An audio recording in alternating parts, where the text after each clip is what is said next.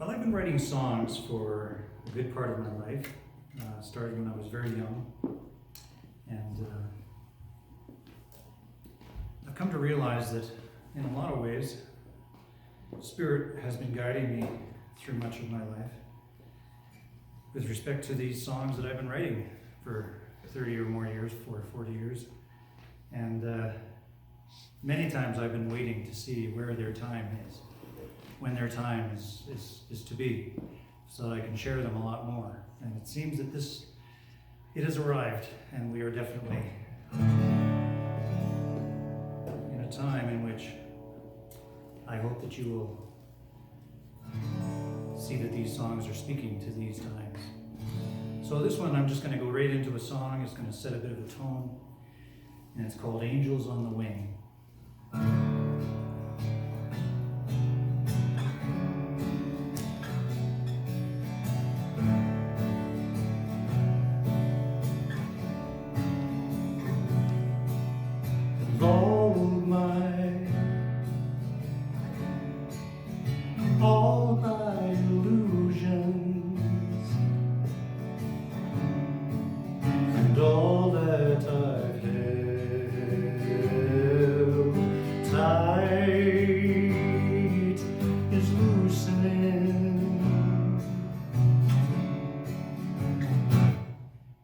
Cause I've been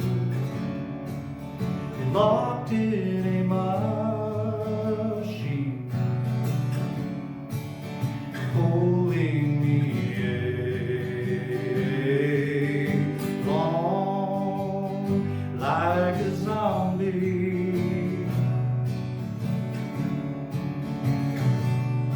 When all I ever wanted was to be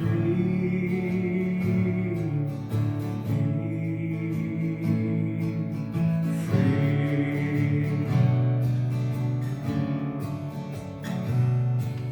And I hear the voices, and now that I'm listening, I hear them clearly, like angels on the wing. They're called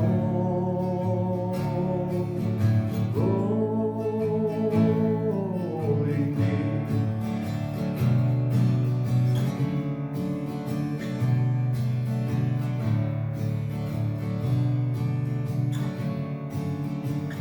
They say, slow down. We've got to slow down. The world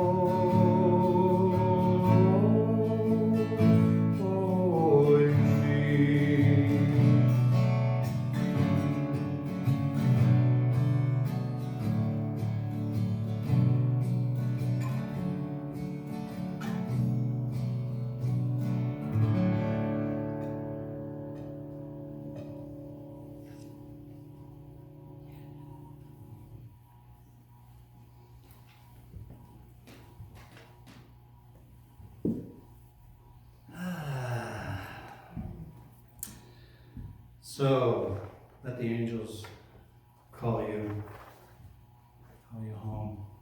I felt really moved today to speak about, when I was asked to come and speak again.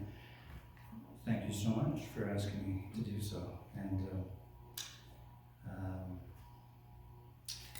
then I was reflecting on it, and something came to mind that really spoke strongly to me. And so I thought I'd share the story of the prodigal son, which I'm sure many of you are familiar with. But I'd like to throw a few twists on the story. First of all, I'd like to just mention that the prodigal son. So the definition of prodigal is wastefulness, squandering, not valuing what we have. And but also the prodigal can also mean being almost wantonly generous. That you can be you can be prodigal in how you express and share without reservation your love in the world. So there are two ways that we can work with prodigal. And this story is actually part of 3 parables that take place in the Bible. And all 3 parables speak to basically the same truth, the same essence. The idea of coming home, the idea of being received, being forgiven, being welcomed again. The story that we are, possibly you are most familiar with is the sort of story of the young son who goes to his father and asks his father to give him his inheritance. And the father doesn't even hesitate. He actually gives him his inheritance and so on. And the young son, and he actually gives it to both sons. He has 2 sons, and he has an elder son and a younger son. The younger son takes it and just takes off, goes out into the world, and basically squanders the money and finds himself spending it on all kinds of things and a life of, you could say, debauchery and all kinds of stuff like that. And the other son went out and he invested his money and made all kinds of more money and investments and did a lot in the world and sort of a thing. And then the younger son, after he had squandered all of his resources, he basically found himself working, basically cleaning out shit here. Cleaning out. Yeah, there we go. Beep, beep. Cleaning the poop out of pig yards and so on. And at one point he said to himself, he said, well, geez, my servants are being treated way better than I'm being treated. I'm going to go back home and speak to my father, but I recognize that I have squandered the money, and I have not been integral in how I've used my resources and so on. And I must ask for forgiveness, and I will be a servant. I will go and be a servant to my father. And so he goes home, and his father sees him from a distance returning. And as soon as he can make him out, his father is so excited, so elated, and he goes out and he embraces his son and brings him in, and there's a huge feast that's made for him, and he is also given his inheritance again, totally without any judgment, without any criticism, and he's just totally received. And the older son, who was there, was not very happy about all this, because he felt that he had worked hard and he really was wise about how he spent his money and so on, and had made a healthy profit. And so why was he giving credit to, giving all this attention to the younger son and not very much is being said about the older son? And the father, when the older son was talking to the father about this, the father said, what's your concern? I mean, all that I have is still yours, and you seem to be doing well, but this your brother has returned from being lost. And so it is this welcoming of us coming back home to ourselves, where we become, and this is where the story starts to become something that we can translate into our own lives, into our own relationship with ourselves. Another way of looking at the prodigal story is to think of it from the point of view of how all of us came from a kingdom before we came here. And we were given certain resources in coming here. And what's striking me so powerfully right now is we've come full circle. And we are now at this point in which we get to look at what we've created with the bounty that we've been given. And now we get to look at it all. And when we look at it in the world, in terms of, when we look at the two suns, what symbolically do you think the two suns in some sun might represent? All those who are disenfranchised in the world. All those who have been lost, all those who have been minorities, who've been not honored as valuable and as important as the symbol of the older sun in relationship to how we've made success into almost like a demigod, into we take all our wealth and then we get rich, we have all these things, and yet there's an emptiness in all of that, and we're coming around right now. And it doesn't mean that enjoying your life and enjoying physical things is something we shouldn't do. I think that's why we came here. We came to enjoy this planet, to enjoy each other, to enjoy being creators. But we weren't here to forget about the bigger picture and what we're a part of on a bigger scale. Where does this take us? The father, in essence, in the story, we often think of the son who's lost as being the main character, as the protagonist in the story, and actually, it's the father who is the protagonist in the story. And it's this idea that the father will forgive. The father will do more than just forgive. The father did something right from the beginning that was beyond forgiveness. And what it was graciousness. The father he shared his grace with his son. In that time, for a son to ask his father for his inheritance was considered to be extremely dishonorable. So the fact that the father, and it would also compromise his own viability and surviving in the world by just giving his inheritance away. So it was not something that was looked upon as something that you would do. And yet the father responded with such grace and such generosity and gave the son gave him 2 inheritances after he had returned. He received another one. So it's really about this beauty of being able to be gracious. And can we find that graciousness within ourselves, towards ourselves? And is this our time to discover that? Is this our time to take stock, look at what it is that we've said we value, and then begin to reevaluate what our values are? To see how it is that we've lived as if the planet is something to simply exploit and not something to respect and honor and take care of. We are the custodians of this planet. And we've not been doing the greatest job.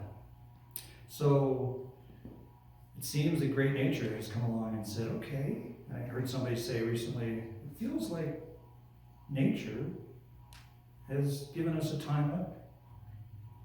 I said, you better stop and think about what you've been doing. So I think that's a great lesson for us right now.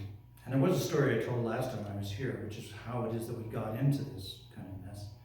And it's a simple little short Zen story, and it was the Zen story about a man standing on a street in a village, and as he was standing there, another man came galloping on a horse really, really fast by him. And this man shouted out to the man on the horse and said, "Where are you going? Looks like you're going somewhere really important." And the man on the horse said, I don't know, ask the horse.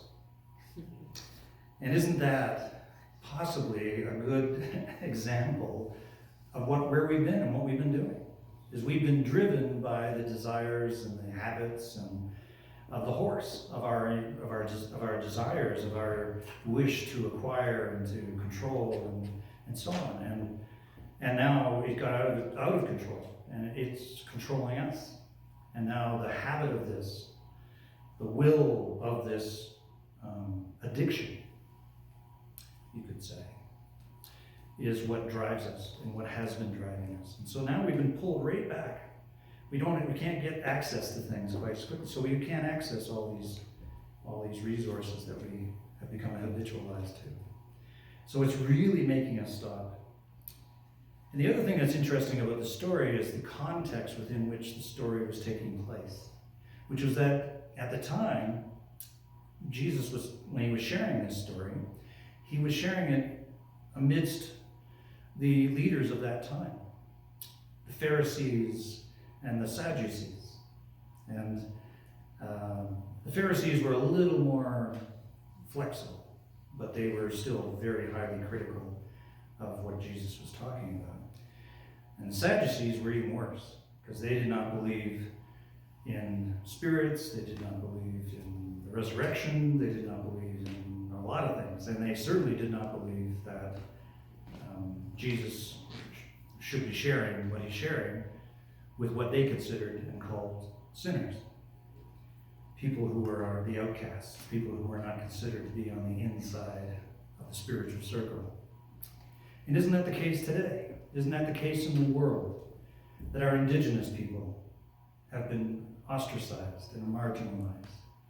That they, in a lot of ways, represent, and not just them, of course. We have many cultures. We have the issues between blacks and whites. We have all kinds of issues in which segregation and so on, which is often a measurement of what we say is valuable about somebody else.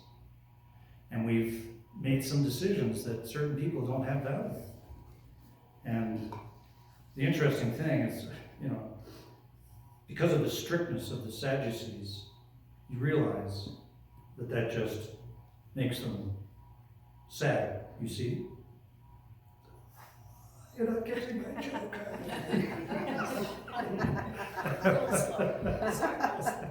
Facebook is laughing. Okay, all right.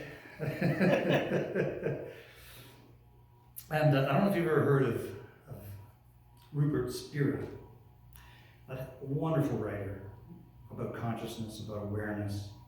And one of the things that he says, which I'm just going to share really quick and briefly, is that he was mentioning that we could say that consciousness, existence, has taken on a prodigal journey.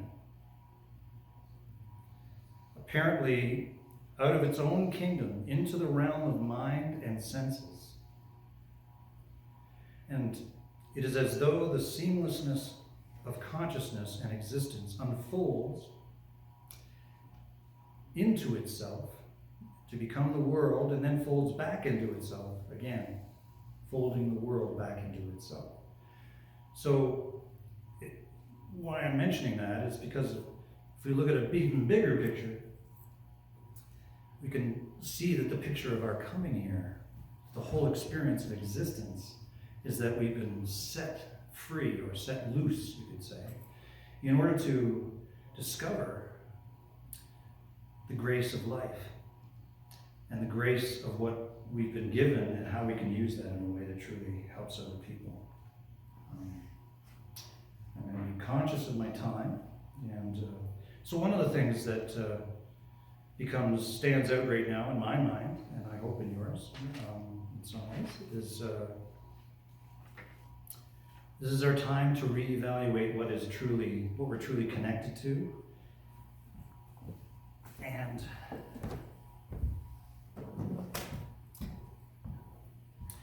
and to remember that when I'm referring to the Father, I'm also referring to the Mother. There is no gender reference in connection to God, in my mind, I hope. maybe you'll see it that way, or maybe you do see it that way as well. But masculine and feminine is within each of us. And, you know, father energy is light, the impetus for manifestation. And the feminine is the nurturing and wombing of the emergence of life and the bringing forth of the emergence of life. So this is a song that I wrote to honor the Great Mother.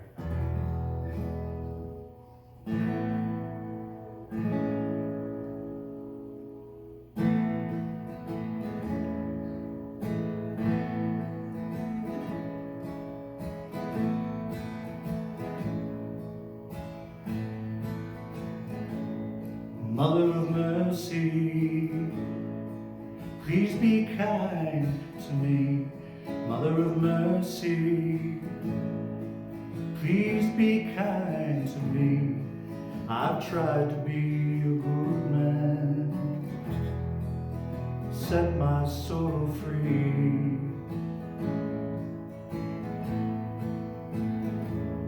And Mother of mercy, oh, look easy on my shadow, at all that I have done wrong. Console me in my weakness and nurse me to be strong.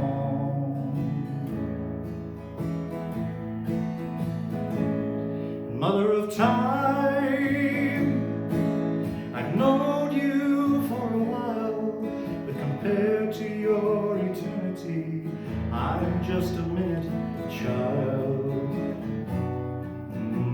Now that I get older, I'm thinking about you much more.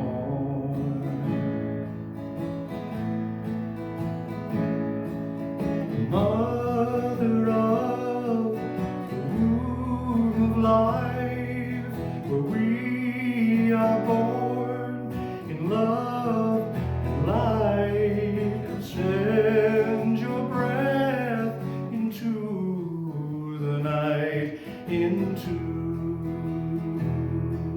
the dust. Mother of friendship, easing a lonely tide, woven in loveship and abiding deep inside. It's a communion with strangers on the road, companions, though our stories never told, all of creation, omnipotent and free, revelation of all humanity, when we listen to your wisdom, a needed restoration. Mother of mercy, and Mother of life, and Mother of the womb of life, where we are born in love and light. Send your breath into the night, into the dust. Mother of mercy,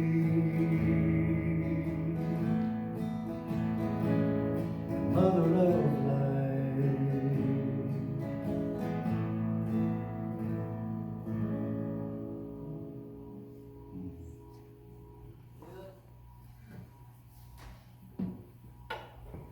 Well, it's a little weird not having all those faces in front of me and their kind of energetic response. Oh, there it is.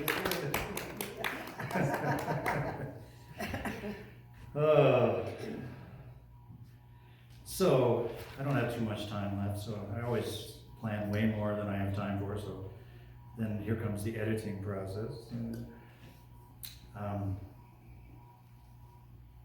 You know, there's a beautiful movie that I wanted to Under your guitar. just let you guys know about. You can't find it to watch it streaming. I bought it online.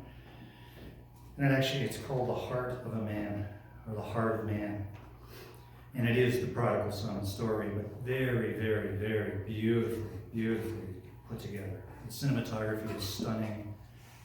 Story, the way that they tell the story is really, really very beautiful. So I just wanted to share that so that you guys, if you're inclined, check it out.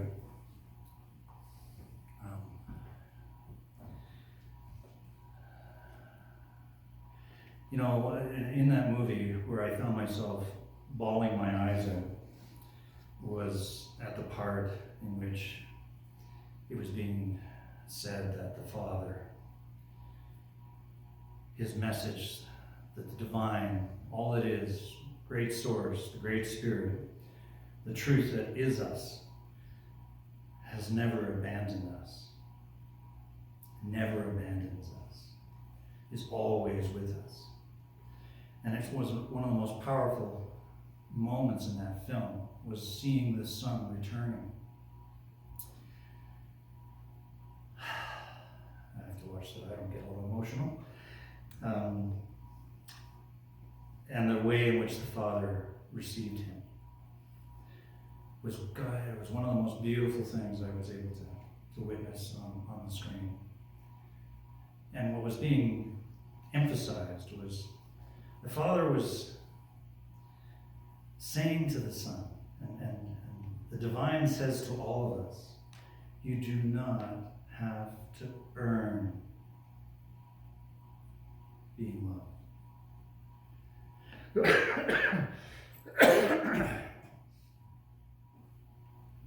You don't have to, you're not here to earn being loved. You are loved. And that stood out in that movie because of the emphasis on how it's important that all of us remember that when we are lost, when we are in our darkest places, when we have lost our sense of hope, when we have lost ourselves to behaviors that we would not be proud of, that the love, the presence of love, the presence of this divine, loving Father is there. He's not waiting for us to arrive. He's with us the whole time. And I think that that's the great graciousness of the love that permeates this universe, which is that has never left us, but it respects our right to choose. It will never violate our right to choose. And in this sense, we get face to face with this amazing challenge, which is that, in essence, the divine is telling us that you are gods. You are divine energy. You are creators. And we're being given this tremendous opportunity to step into our godhood, our capacity to truly create love in the world from the way in which we be the love that we are. And there's nothing more touching to anyone who has been lost than to realize that you were never forgotten, that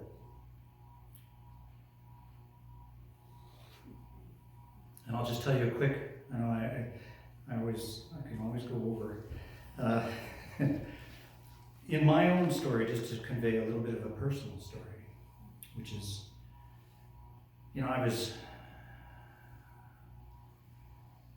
I have felt forgotten a lot in my life. And it started, part of it was not being seen because I was raised by two blind parents in my first early years. Then through a sexual trauma, at gunpoint, I was then thrust into the shock of losing my memory for about 4 years. And then shortly after the trauma, I was put into foster homes, and then I went through numerous foster homes rarely ever saw my family again, and found myself on a prodigal journey. Except in this case, I wasn't given a whole bunch of stuff. In fact, it takes me to the point that we're not just given riches. We're not just given things that we would say is, yeah, I'm really glad I got that, and I'm really glad for these perks that I've got. But an interesting twist on this is that the way I see it now in my life is that the gifts I was being given was everything that I went through. The alienation, the loneliness, the failed suicide attempt when I was at York University, all of that has become my riches. It has become the wealth with which I can bring the gifts I've been given and share them with the world. And so the bounty, my inheritance, is not just what made me feel good and what makes me feel like I'm on top of things, but my inheritance was also everything that was going to drag me into the muck, everything that was going to make me feel like I was not loved, everything that made me make the wrong decisions that didn't really serve me, that all of that was serving me. It was all bringing me home. And there's the beautiful thing behind that is that I get to embrace myself with complete unconditional love and forgiveness. And as I do that for myself, I then can't help but look out at the world and be looking at each of you with that same look of forgiveness and acceptance. Because I know that we're all sharing the same journey, the same up and down hills. And we're not different from each other. We're not, some are good, some are not good. We're all great. We're all fantastic. And we've just lost, we've just forgotten, and we fell asleep along the way in our forgetfulness. And I'd like to sing a song now that is getting close to where I need to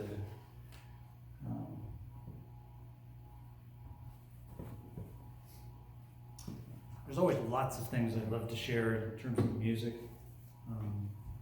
And I always have this fun time going, okay, you picked all these songs, now which one are you going to do?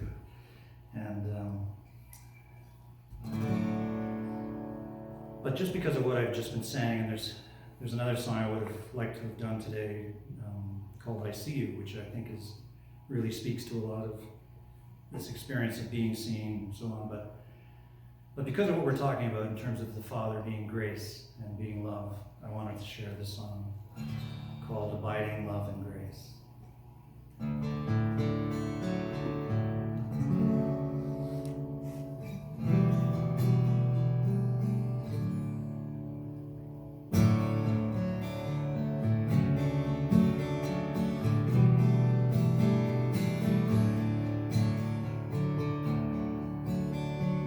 Life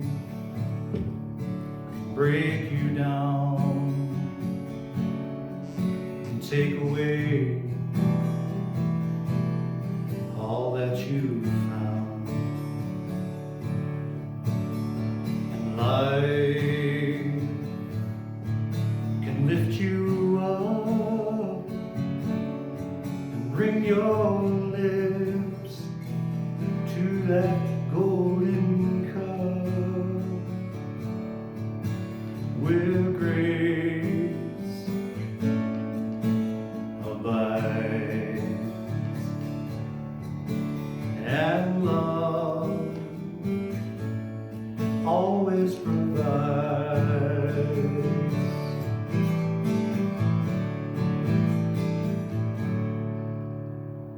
Choice cannot be grasped unless we learn how to ask and trust can now be found when we release knowing the how. So great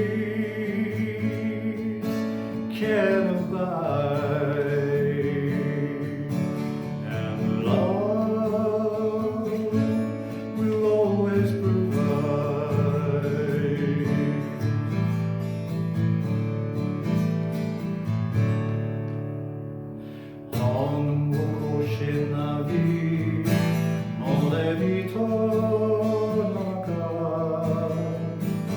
o conversion non sei, lo da vita che ho, 'cause now we get to live all of the good we want to give.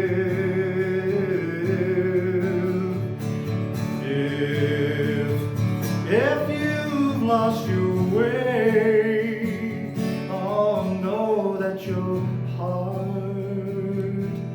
will find a new day where grace always abides and love will always provide.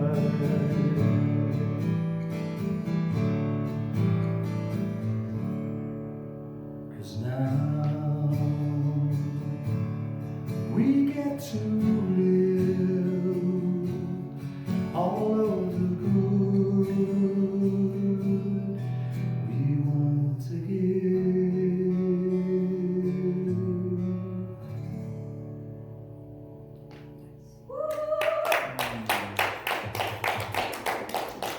Thank you. And I'm going to wrap her up and then do a little meditation.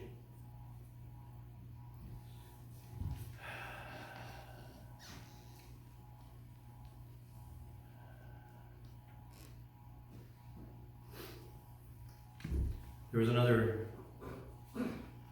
aspect to the story, which is reconciliation. And I just wanted to ask you a question. Is there anyone in your life right now that would love to experience reconciliation with you?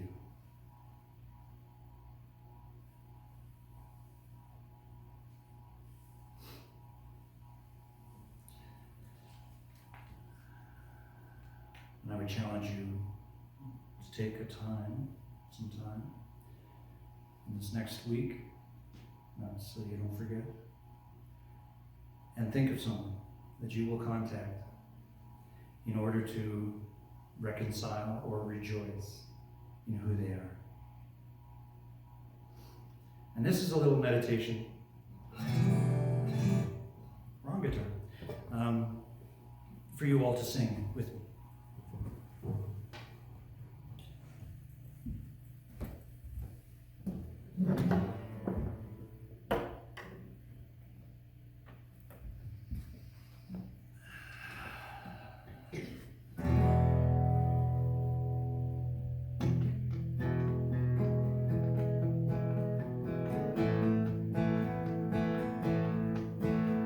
I'll kind of guide you along the way.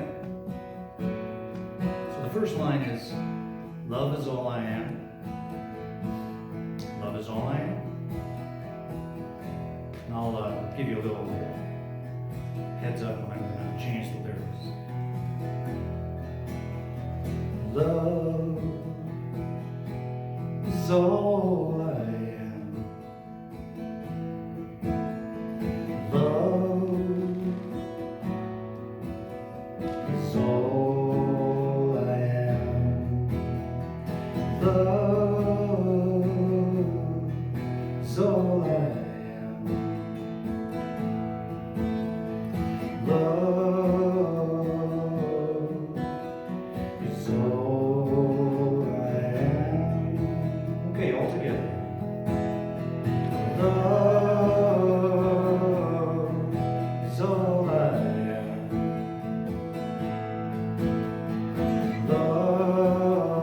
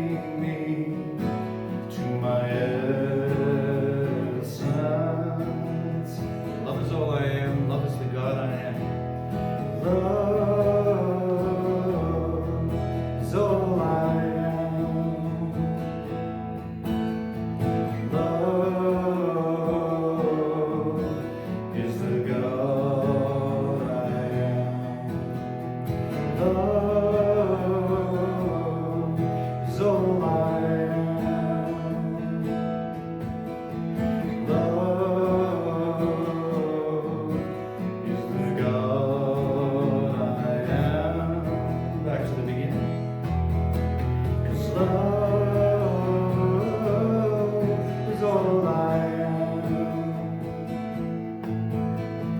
Love is all I am. Love is all I am.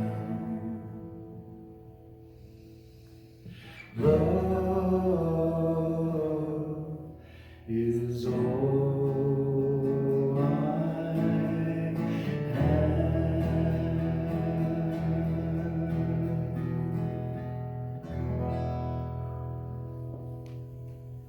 Thank you so much. Blessings to all of you, to your family.